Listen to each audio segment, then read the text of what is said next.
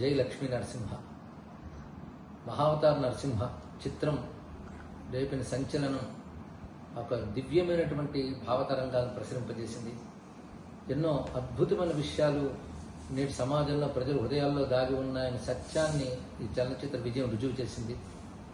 ధర్మరక్షకుడైన నారాయణుడు ధర్మాన్ని భక్తిని రక్షించడానికి ఎటువంటి దివ్య రూపాన్ని స్వీకరించి వచ్చాడనేటువంటి ఒక అద్భుతమైనటువంటి మన పురాణ గాథ ఈ విధమైన చిత్రీకరణతో భక్తికి సనాతన ధర్మానికి శాశ్వతత్వాన్ని రుజువు చేస్తున్నది. దీన్ని ఆధారం చేసుకుని చిరంజీవి గోవర్ధన్ కౌశల్ తన వీడియో ద్వారా అద్భుతమైన సందేశాన్ని అందించారు. ఈ సినిమాని కేవలం చూడటమే కాదు, అనుభవించాలి అనేటువంటి ఒక అద్భుతమైన సందేశాన్ని తన యొక్క వీడియో ద్వారా అందించారు.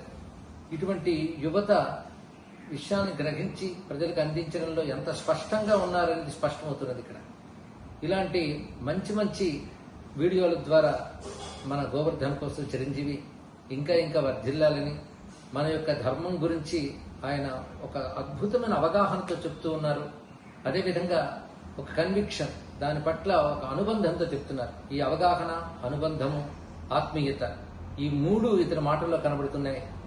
ఇటువంటి వీడియోల ద్వారా యువతలో ఉన్నటువంటి ఆధ్యాత్మిక చైతన్యం, సనాతన ధర్మం యొక్క శాశ్వతత్వం రుజువుతున్నది. ఇలాంటి మంచి మంచి విషయాలు ఈ వీడియోల ద్వారా వచ్చినప్పుడు సోషల్ మీడియాకి మనం న్యాయం చేసినట్టు కూడా ఉంటుంది.